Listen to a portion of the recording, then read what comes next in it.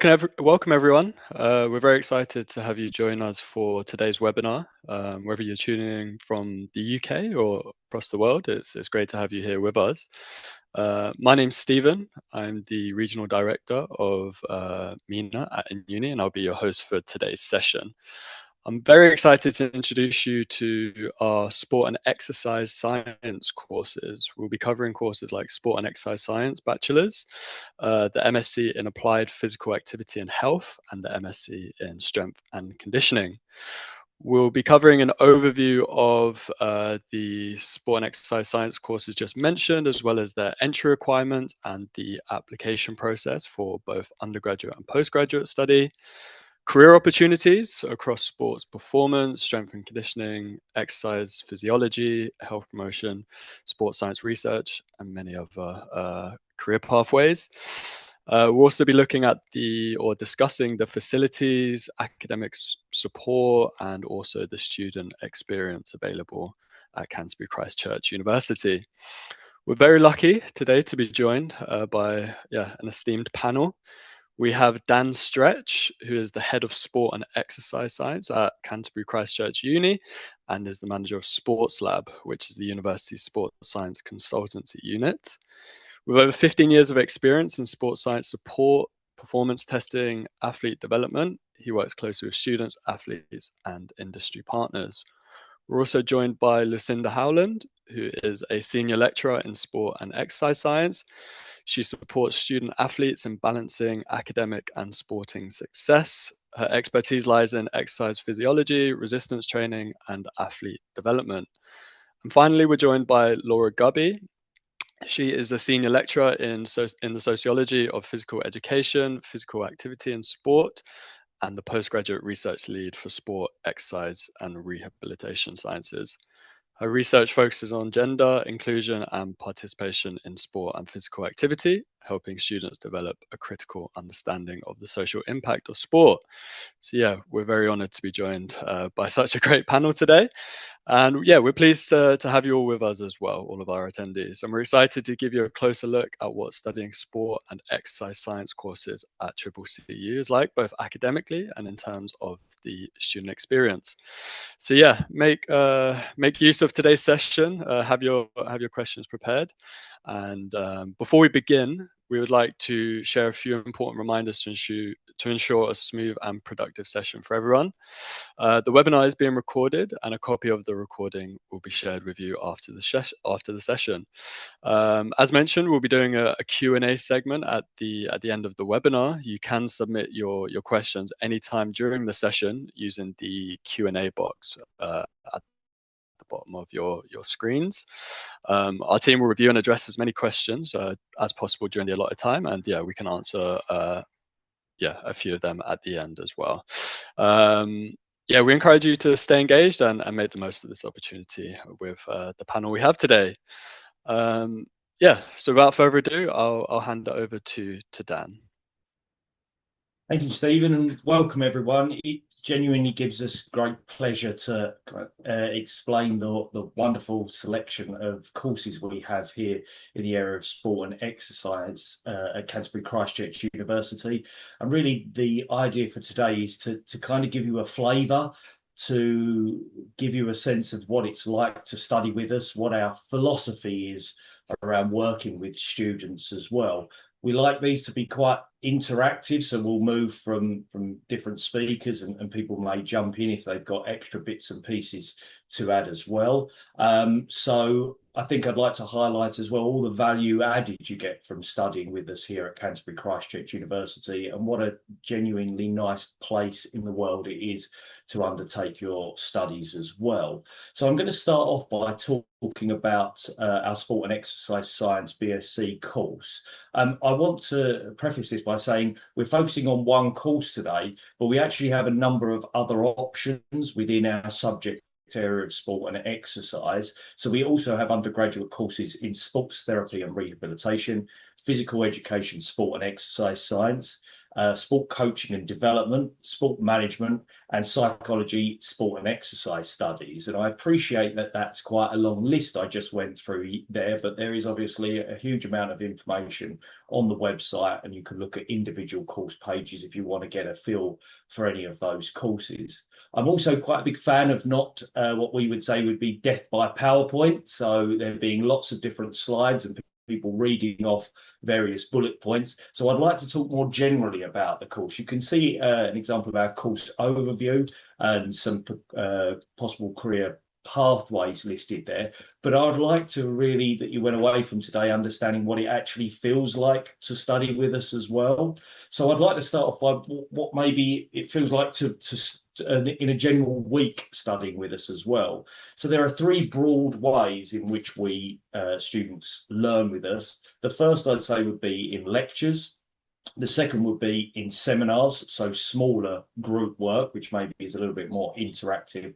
And thirdly, will be in practicals. And we're incredibly lucky here to have a vast range of state-of-the-art facilities. So we have a building which is called our Verena Holmes building, which houses all of our sport and exercise science labs. So we have movement analysis labs, exercise physiology labs, strength and conditioning labs, as well as other clinical spaces or rehab clinics as well. Alongside that, we also have other facilities like sports centre, and a number of facilities at places called Polo Farm and Stodmarsh, where students can put all of their learning into practice. And if there was one thing that I would highlight from both our undergraduate course and postgraduate MSc courses, and I don't want to steal my colleagues' thunder, but is how applied all of those courses are. So I see our real strength is that we teach the students the theory that they need, but we then look at putting that into practice. So we will spend as much time as we possibly can doing that interactive learning, because it also builds in employability skills for our students, and that allows them to move on afterwards and get the career that they would like to study in. So we're not just giving them the learnings, we're looking at how they can apply that in practice. We also have wonderful industry links where people can gain experience by actually working with, whether it's athletes, sports organisations or teams, and we facilitate all of that through our Sports Lab consultancy unit, which has been running for a number of years now, and students can get involved in that work. And so not only when they finish their degree, they also have a CV which is full of good examples of practice and experience to go forwards and apply for the jobs that they want. So if you are having a feel of what it's like to study with us, it's as applied as we can possibly make it. There are a number of different modules which allow more applied practice, but wherever possible, we have students doing things in state-of-the-art facilities with very experienced and knowledgeable staff who also engage actively with industry or with research, and therefore research partners as well. What does it maybe feel like in real terms? Well, we work in a semesterized format. So semester one will work for, this is for the undergraduate as well, will be from around September, towards the end of September, round through till Jan, Feb, and then semester two will be from February round till May, June time as well. What that means is that in each semester, students get to focus on a couple of different modules at that time, which means it's a bit more interdisciplinary. It really then teaches people what the real world is like, where different disciplines within sport and exercise interact with each other as well.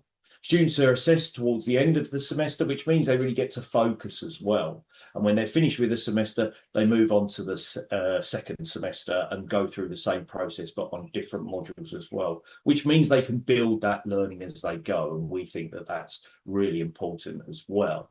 In terms of time in actual sessions, we would be expecting students to have a minimum of 12 hours of face-to-face actual contact with staff in either lectures, seminars, or practicals. That means there is a reasonable amount of time around that where students get to structure what the rest of their week looks like. So there is self-directed learning. It means that students can be playing for sports clubs, joining other organisations and societies maybe, doing obviously all the work which we set, making use of the facilities as well. Students can book our labs and do extra learning and preparation around their work as well, along with having some fun and exploring the wonderful city of Canterbury as well. I think broadly speaking, I've covered a number of the different bits and pieces. There are two last things I want to focus on. One is our support systems we have here. You are not just a number. We will know your name, I wouldn't say from day one, but as soon as we possibly can, because student groups can be quite large. But staff really get to know students as soon as possible and can therefore structure the way in which we support them moving forwards. We have course directors, and each of the courses I mentioned at undergraduate level has its own course director who looks at the overview of that course and the running of it. But students also receive their own personal academic tutor. And that is a member of staff who will follow them through the entirety of their degree, the 3-year degree as the undergraduate courses, BSc courses are, and can support them and build that relationship. And they're their first port of call. Obviously, if a student has questions about the module which they're studying on, they can go to the module tutor for that as well. So there's a real network of staff that will support students, along with all of the extra support services, which we would say are run centrally. Okay, so student health and well-being, for example. So we really try and support our students. And I know it may sound a bit blasé, but I think we're really nice. Our philosophy is to care for our students, to help them through their learning journey, and then to move on to the career that they want afterwards.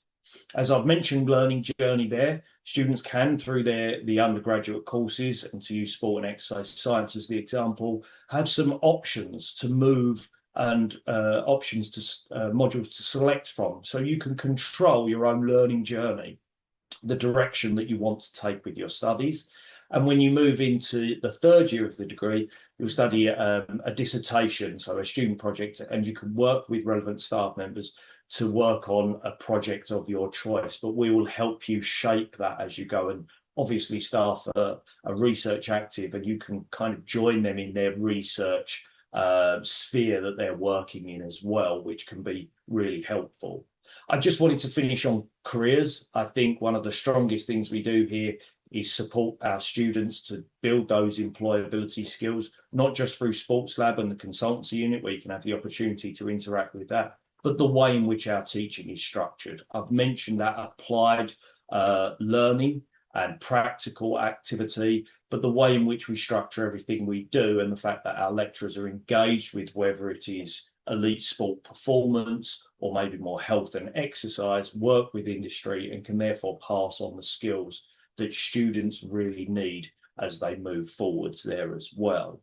I've covered a number of different things. I just wanted to finish with the possible progression and career pathways that we have students moving on to from our undergraduate courses. And what I would say is it is incredibly varied. We have good international cohorts who move on to a variety of careers as well. Some might stay with us or go to other universities and continue their studying journey through postgraduate, as you'll hear about in a minute with us, or at other institutes. Many might go into working into elite sport performance, whether that's supporting athletes or maybe more organisations in terms of sports development. We have a large number of students that go on to teaching and coaching, or maybe areas in sports therapy and rehabilitation as well. And some students that go on to maybe alternative and adjacent careers. We have a large number of students that might go on to work in health and exercise. So, for example, with the NHS for us, the National Health Service. So we're immensely proud of the way in which we support students to do that. And Canterbury Christ Church University itself as a whole, not just within our subject area, is ranked currently, I believe, 2nd in the UK for graduate employment, which is something we're immensely proud of and is a testament to the work of not just the staff in the academic staff in various areas, but the support systems that we have here more broadly across the university as well. We'll return to a number of themes, I'm sure, that apply to all of the courses we have here, but I feel as you've just heard from me so far, it might be good to bring a couple of my excellent colleagues in who will be able to tell you about our postgraduate talk offer as well. Can I just say, to finish, I feel that today is part maybe of a journey if you did decide that Canterbury Christ Church University is a good place for you to study.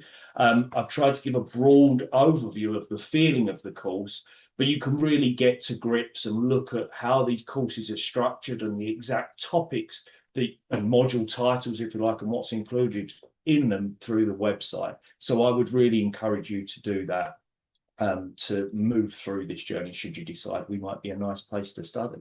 I'll stop at this point and draw a breath and pass you over to my colleague, Dr. Laura Gubby, if that's okay.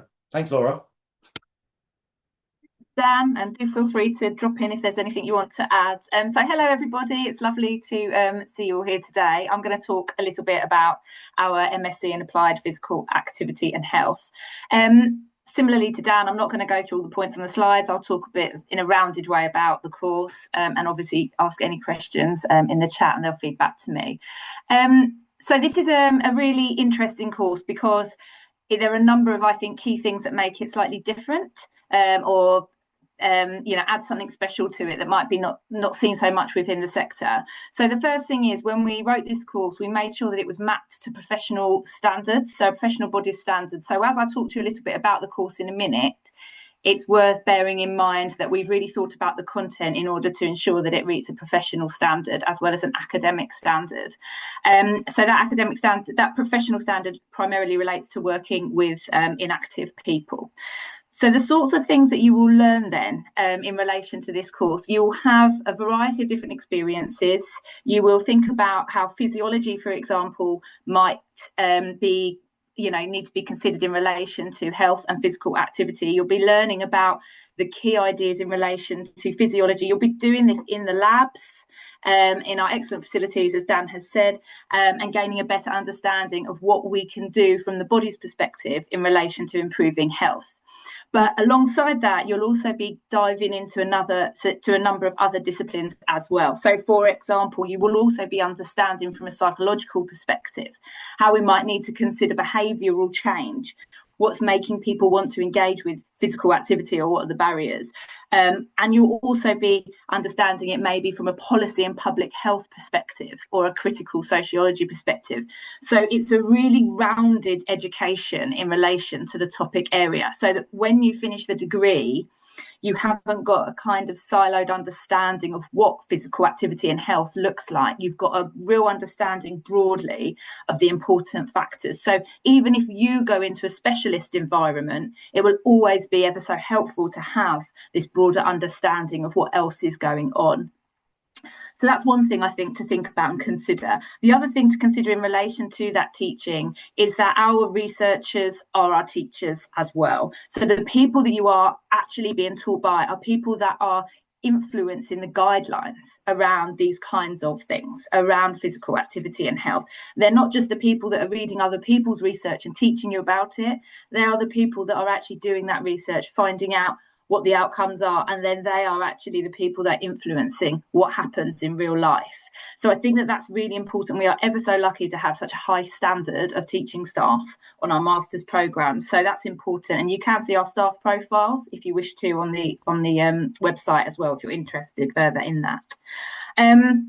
So another thing that's really important and interesting, I think, about this course is that you actually get to go out now into an NHS trust, so our National Health Service. You get to go out into the trust and you actually get to observe what is happening in cardiac rehabilitation centres. So you'll do a number of visits and observe what's going on. And once you've completed all 4 of those visits, the trust themselves actually give you a certificate to actually validate the fact that you were there and you've made these observations, and you now have a greater understanding and experience of that. So again, linking that with industry, you're going out into practice, you're seeing what's happening, and then you have that certification that will just essentially just state that you have actually been out and you have a better understanding than simply the classroom experience.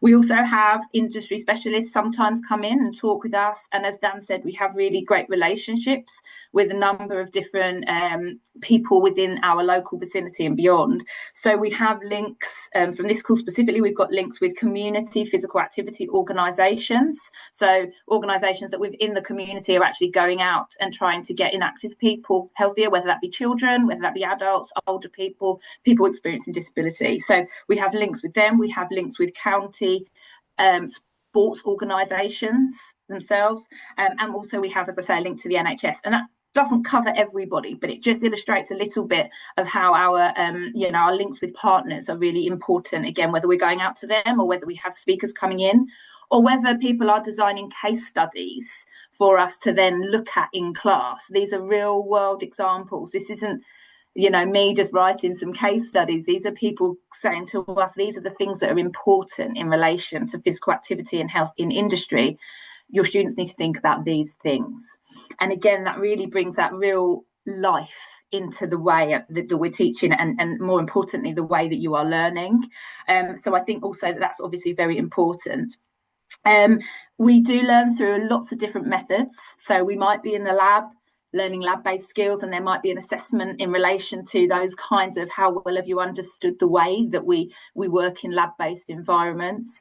But we do also, as Dan said earlier, we also have some more kind of seminar-based sessions where you'll have a lecturing member of staff doing some teaching, and then there might be group work, conversations, informal conversations that might just go on throughout that teaching session. It's probably right to say most of the sessions, they're not going to be in big lecture theatres where somebody's going to be just teaching at you. We really want to build communities, and that idea of student community we feel is built really well through these kinds of interactive seminar, practical lab sort of sessions. So you will get to know your peers because of the way that we actually do our teaching activities. And I think that that's ever so important. And that goes across, as I say, both of the master's programmes as well. It's probably worth noting that this course and myself have experience working with both home and international students.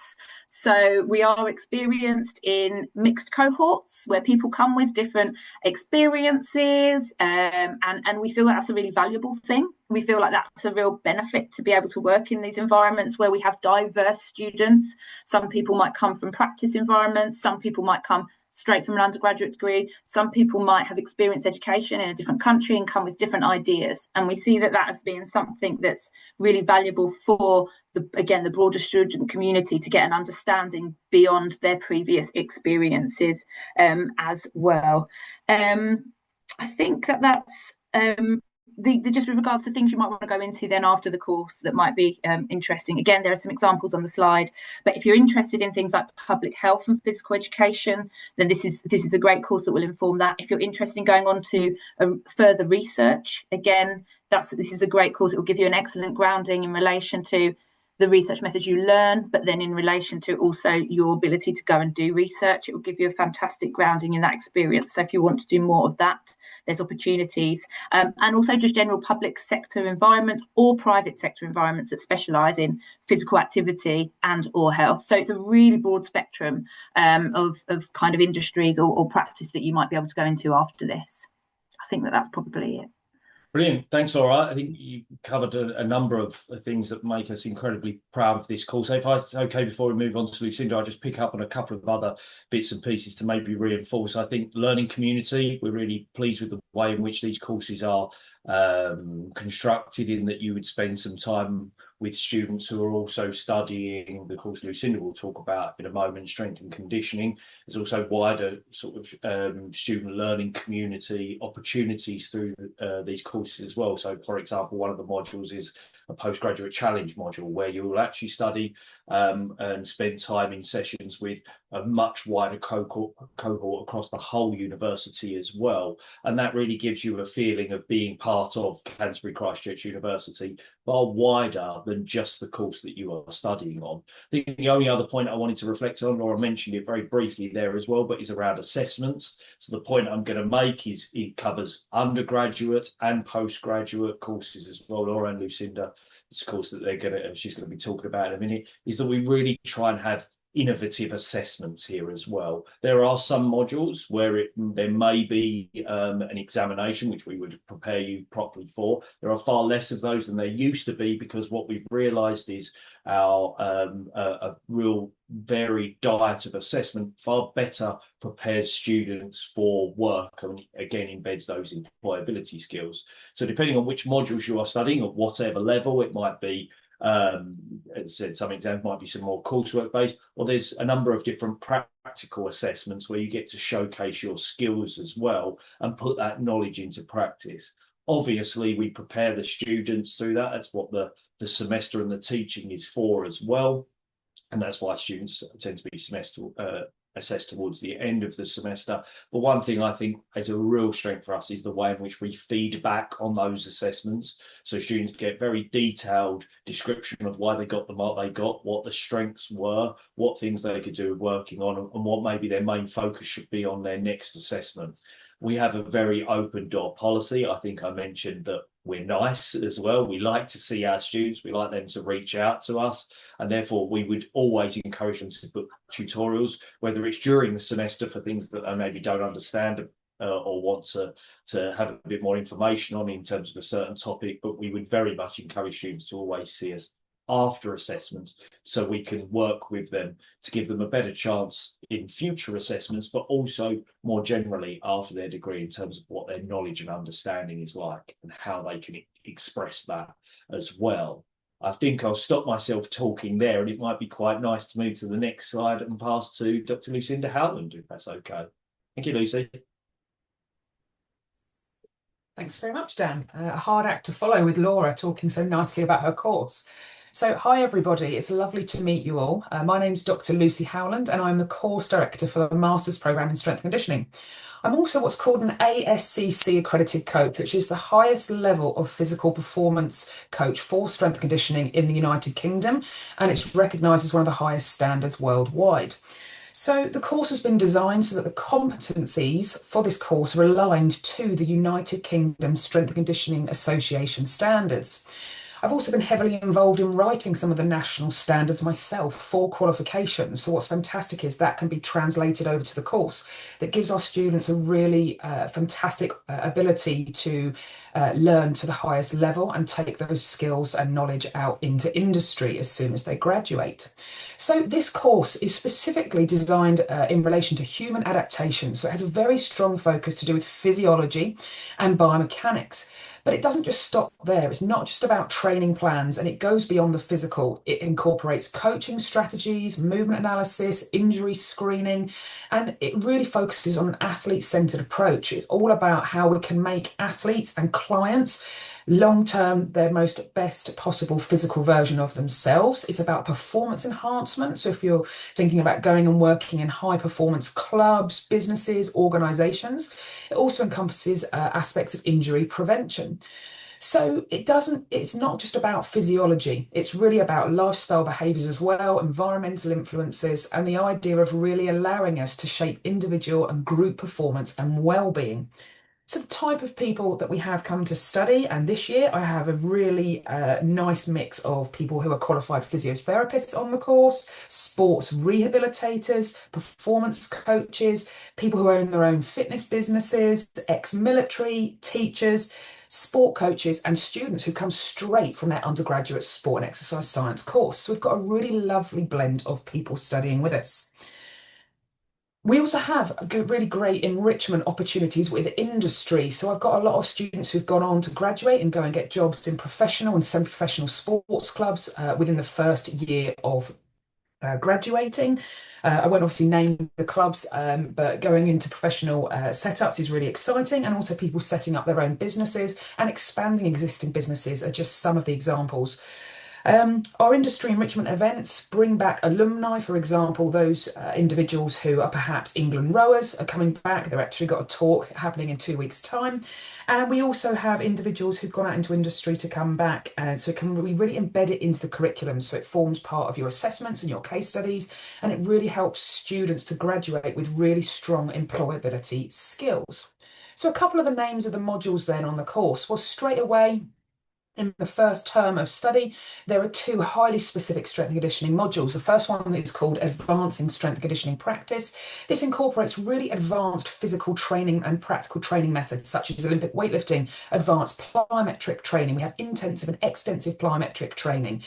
That's just a couple of very brief examples. So what we are doing here is upskilling individuals to have very advanced applied practical knowledge and skills. The second highly intense module as well, which is really exciting at the master's level because it helps give people a fantastic skill set to go into industry, is called the Science of Human Performance and Injury Prevention. And that really helps students to have a theoretical understanding of everything of how to make human physical performance and injury prevention at the forefront of what we do. So those are some of the starting areas that we have on the course, and I'll just give you an idea of today what we're going to do when I'm teaching later on this morning. We're discussing around velocity-based training, the use of athlete management software, and then we're getting the ultrasound devices out so we can apply some very specific advanced training methods and then look at changes within the heart structure and acute responses before and after the training structure. So already this afternoon, we're really applying some very unique concepts that are very novel and very exciting in the way the industry is moving. So I'm not going to spend too much longer sort of talking through, these aspects. I'm really open to questions and answering any queries that you may well have.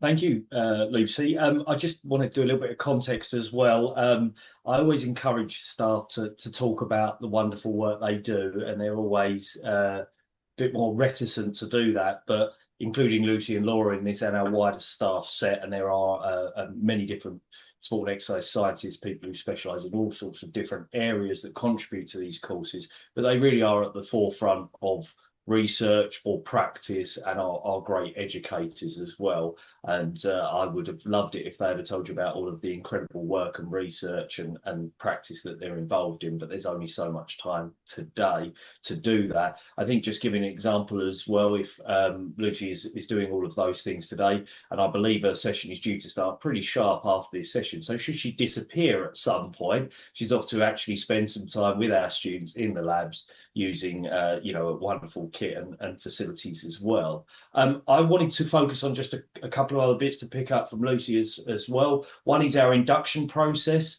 So we really make a lot of effort to make sure students feel comfortable as early as possible when they first arrive. There are a whole range of induction activities in the first couple of weeks, and that's incredibly important at a postgraduate level as well, because students may not be used to some of the practices which our students who have moved on to the course from our undergraduate courses already. So we spend a lot of time understanding that our cohorts are going to be varied from all different backgrounds as well. So we spend time making sure that we're bringing everyone up to the same standard. And the reason that the courses are structured in the way that they are is that we can give some of those baseline knowledge and practice examples of how you actually operate as a student at Canterbury Christ Church University, and then we can ramp things up in terms of people's knowledge and understanding and the level that we will teach at as we move through the courses as well.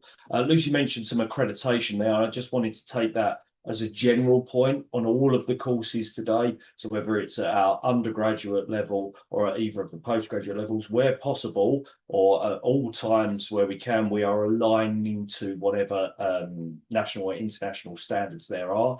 I could throw a large number of acronyms at you now about the certain areas we work with, but if we look at the undergraduate courses, we will work and align with things like CASES, which is the Chartered Association of Sport and Exercise Science, or maybe CIMSPA, and I have to get my acronyms right here. It's the Chartered Institute of the Management of Sport, of Physical Activity and Sport. Probably got that slightly the wrong way round, or whether it's something like sports therapy and rehab, where we would look at looking at BASRAT and the sort of knowledge and understanding that they need students to have. So if you like, they're the institute that looks after sports rehabilitators as well. So we'll do that through all of our courses and align things to industry standards where we can, and again that embeds those employability skills. I think the last thing I just wanted to go back on is the other opportunities whilst you are studying at any level on any of the courses with us. There is a chance to use the facilities around your studies. We don't have research labs and teaching labs. We have labs where we like everything going on. So that work really bumps into each other, and students can always book those labs and use equipment supported by our technical team as well. There's obviously the opportunity to interact with things like Sports Lab, our consultancy unit, or wider areas across the university to gain the skills around their studies as well.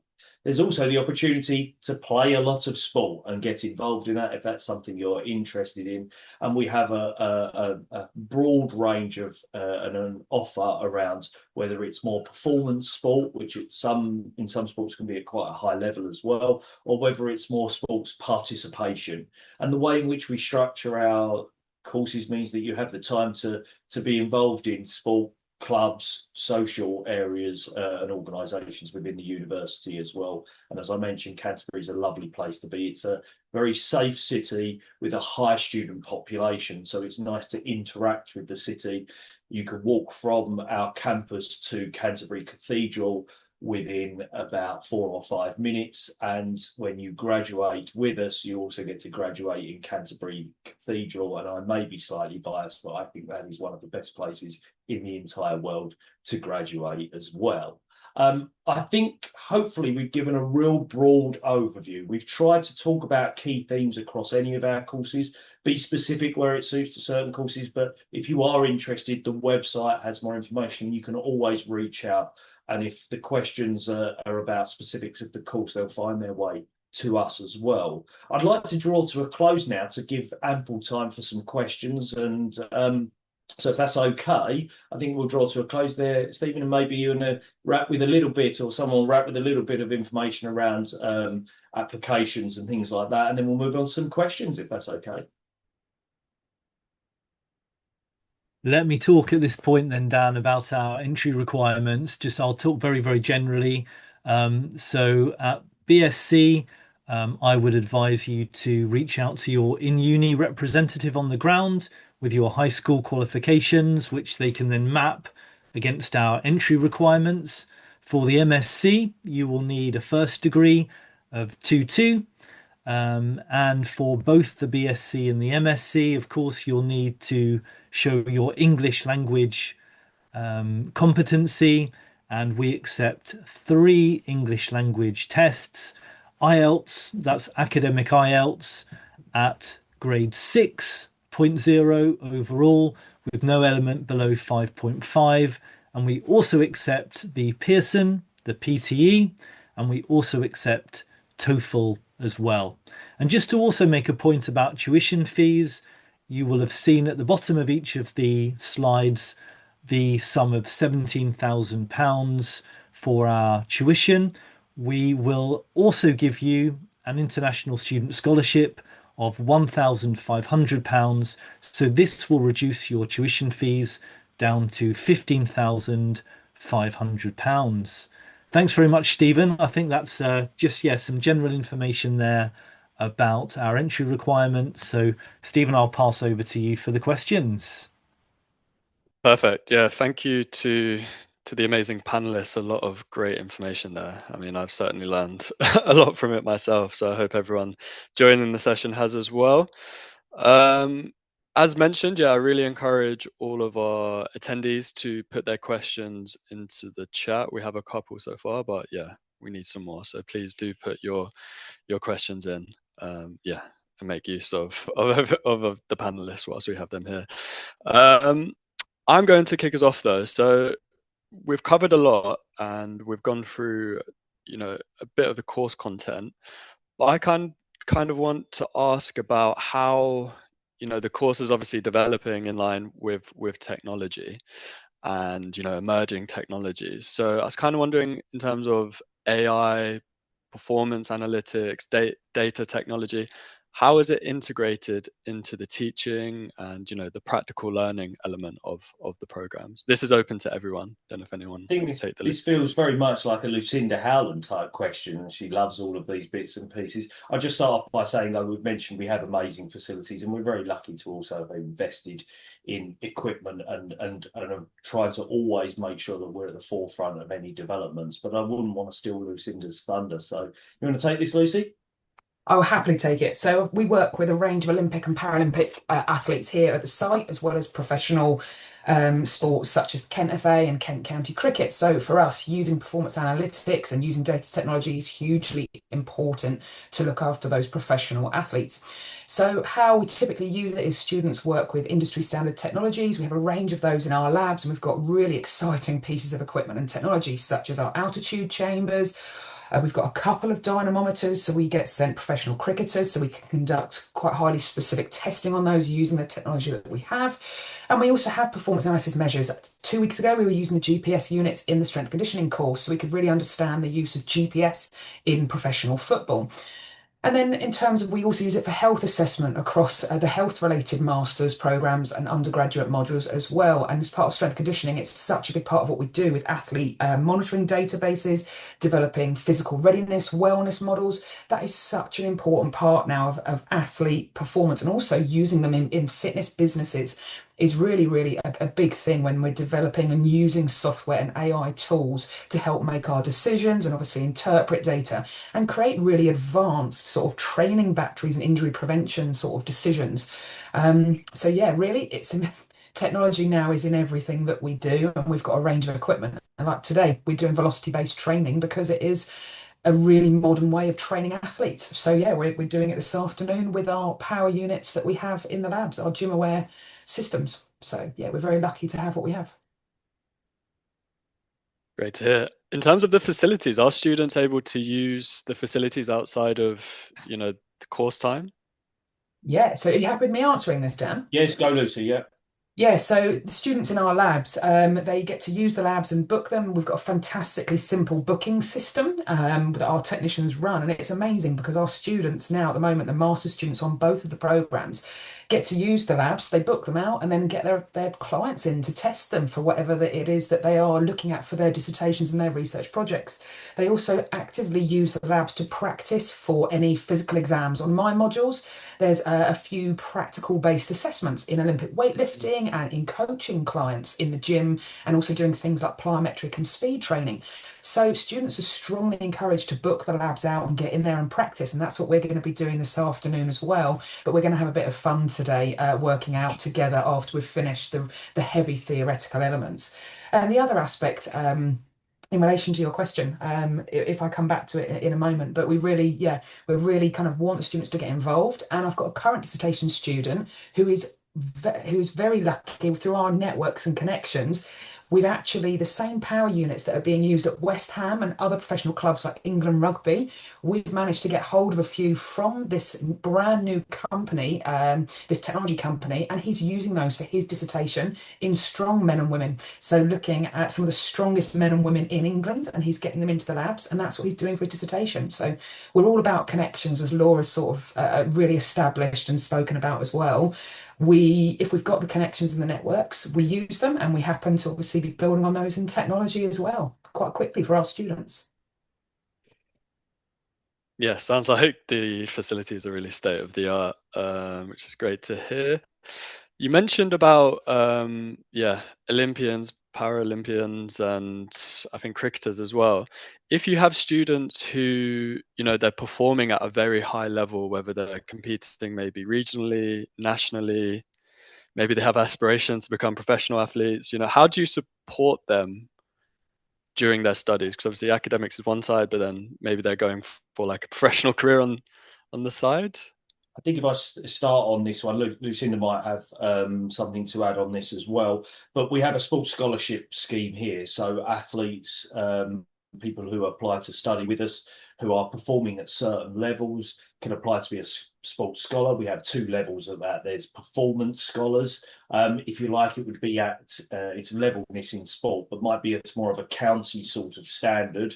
Where we also have elite scholarships who are people who are competing at national or international standards as well. Obviously, that might depend on the sport and the levelness of the athlete within that. But we have one of the nice things about our sports scholarship program, whilst we have some priority sports, so around hockey and rugby and cricket, we all have scholars in a whole variety of different sports, some of which people might not have heard of at all, but that we then set that up in a way, not only is there some financial support possibly around how the scholarship is structured, but I think far more important than that is the support to be an athlete whilst being a student.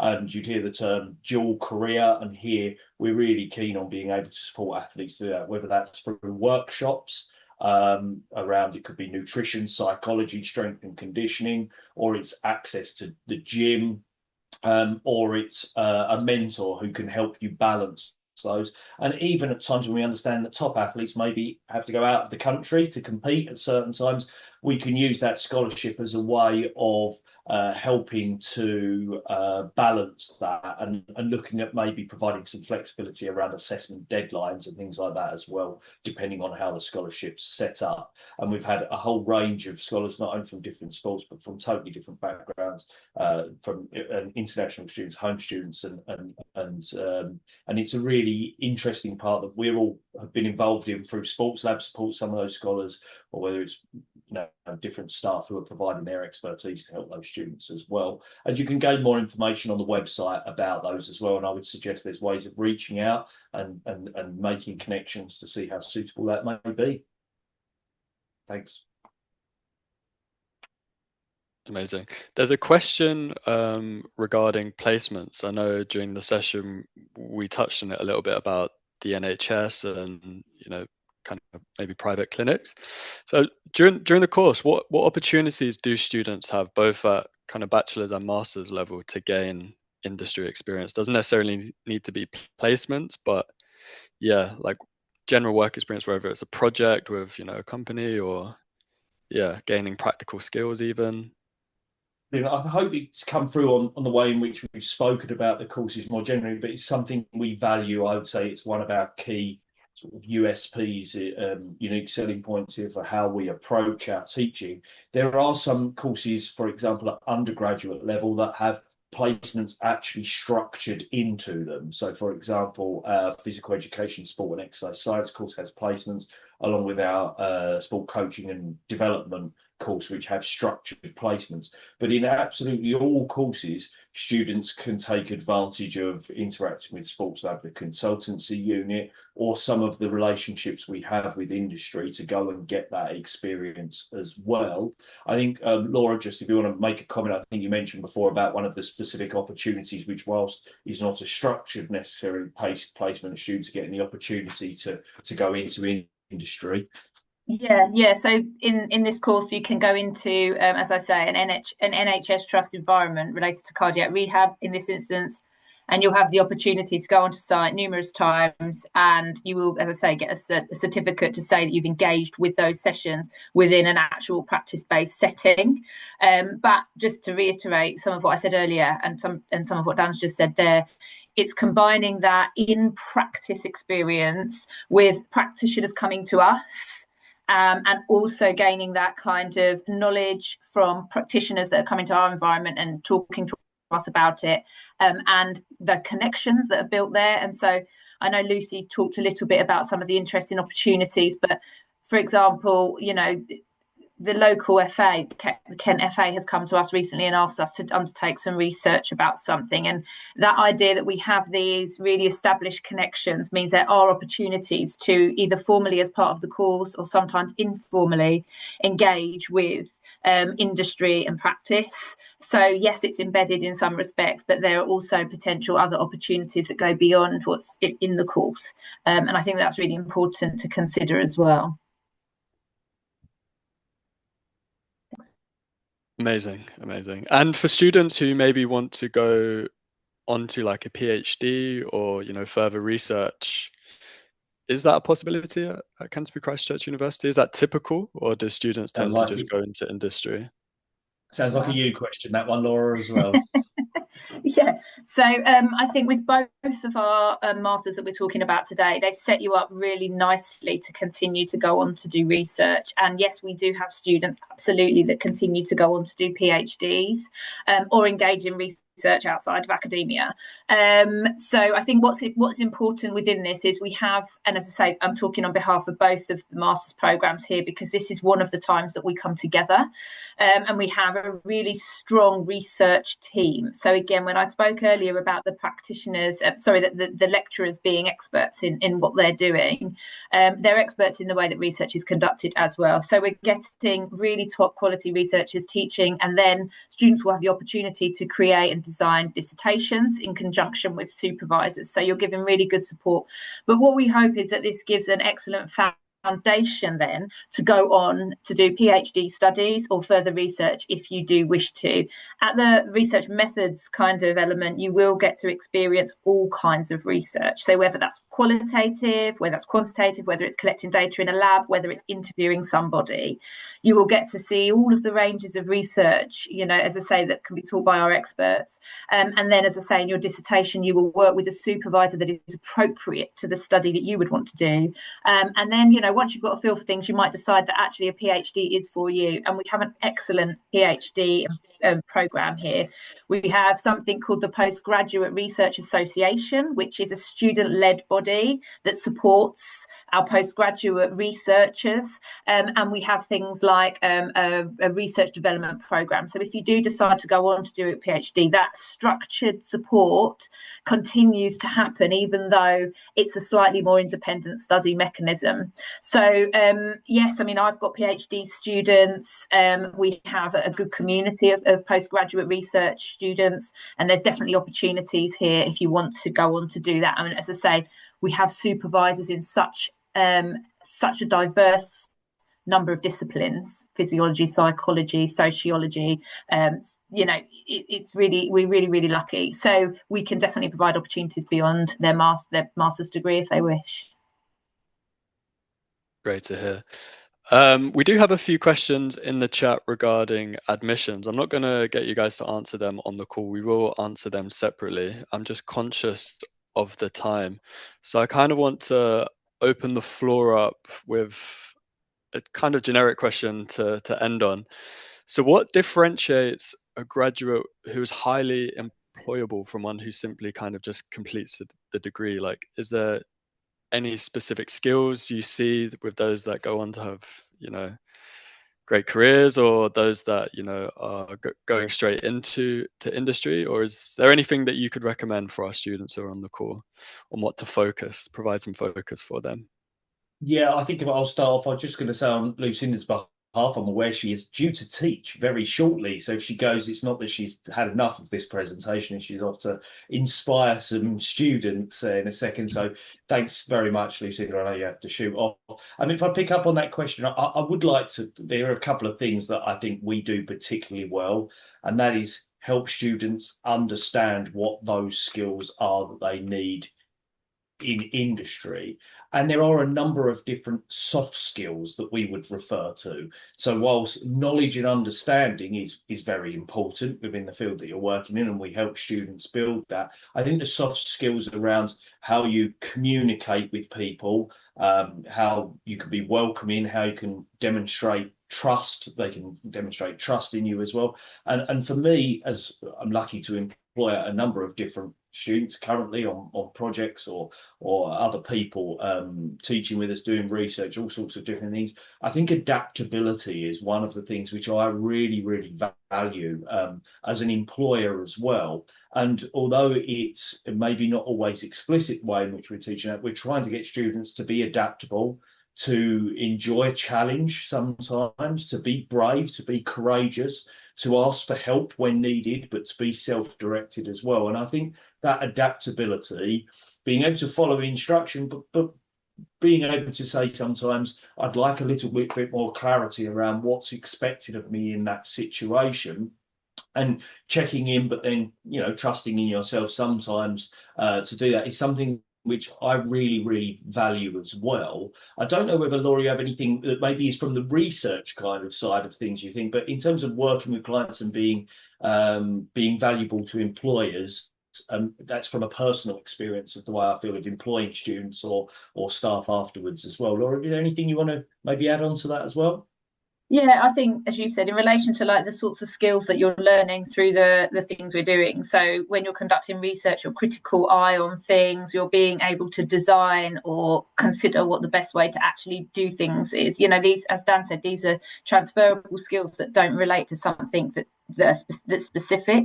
But also, I think, you know, that idea that we do try where we can to bring in at every level our partners and industry links, and those relationships mean that, you know, if opportunities do come up, we do sometimes have people coming to us and say, I'm advertising this job, you know, could you throw this out to your students? Have you got any, you know, ideas of who that might be? So I think there's a couple of things that mean that our students are really highly employable after their courses, whether undergraduate or postgraduate. Amazing. I think, yeah, that's a great note to leave it on. Dan, Laura, Richard, Lucinda, who's now left us, I really appreciate your time today. It's been very informative. I hope everyone who's joined us today has also learned a lot. And yeah, we'll wrap up there. So that concludes today's session. Once again, we'll be sharing a recording of the session so that you can revisit or share any information to your friends, to your colleagues. And yeah, we hope you found today's session informative, and we encourage you to consider Canterbury Christ Church University as a great option for your academic journey. We look forward to seeing you in the next session, and goodbye. Have a good rest of your day. Thanks all.